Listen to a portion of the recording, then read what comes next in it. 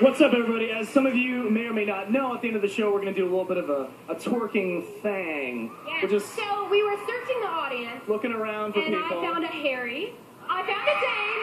And I even found an Ed Sheeran. So, So, I don't know if you guys are familiar, but in America, we twerk. I don't know if in the United I Kingdom don't we know have if you like a guys do it different... in the UK, we but call it I was twerking. just wondering if you guys knew how to twerk. Do you guys know how to Zayn's not twerk? on it. Nothing? Harry, Not even... Harry's on, you're on the edge. Let's see what No? Can you twerk? I can only do it when I'm in my slacks.